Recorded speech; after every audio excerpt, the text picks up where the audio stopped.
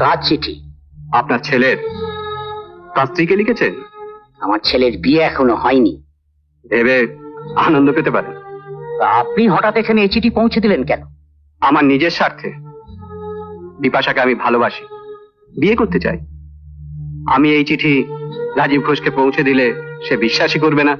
তারপর বিপাশা সতীন নিয়ে ঘর করবে, মানে কষ্ট হবে তো।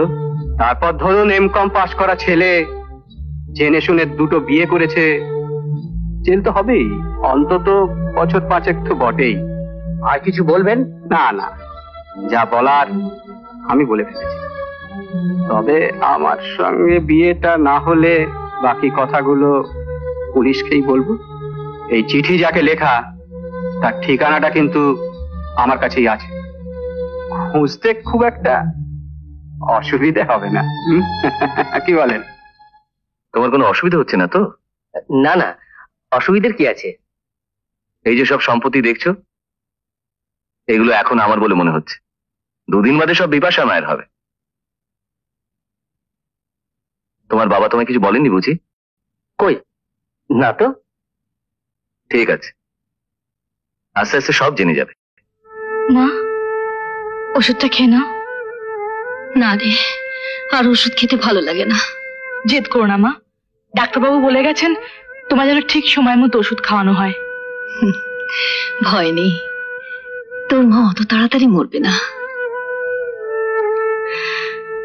তোর বাবা যখন তোকে ছোটবেলায় ফেলে চলে গেল, তখন একবারও ভাবিনি যে আর কোনোদিন ফিরে আসবে না। ওসব কথা ছাড়ো তো, ওঠো ওঠো, ওষুধটা খেয়ে নাও।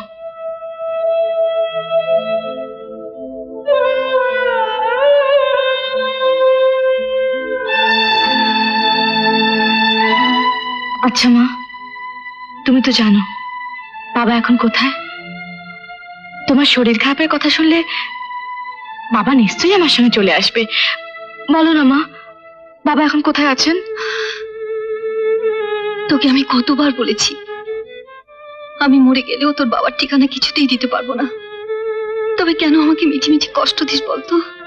আচ্ছা বাবা, অন্যায় হয়ে গেছে মা জননী, আর কখনো বাবার কথা জিজ্ঞেস করবো না। হয়েছে, এখন শুয়ে পড়ো তো।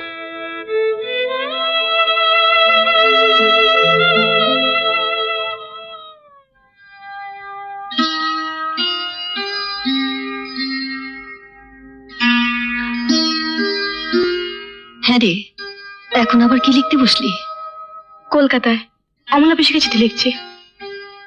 কলকাতায় যে চাকরির ব্যাপারে অ্যাপ্লিকেশনটা করেছি, তার ইন্টারভিউ কল এলে তো ওনার কাছে উঠতে হবে। কিন্তু সে তো তোর নিজের পিসি নয়। তাতে কি হয়েছে? আমি জানি উনি আমাদের বংশের কেউ ছিলেন না, তবুও তো এতদিন আমাদের বাড়ির পাশে থাকতেন। আর আমাকে উনি কত ভালোবাসতেন সে তো তুমি জানো। যাওয়ার সময় আমার জন্য কত কেঁদেছিলেন। ঠিক আছে, যা ভালো বুঝিস তাই কর। তুমি চুপটি করে শো, আমি চিঠিটা পোস্ট করে আসছি।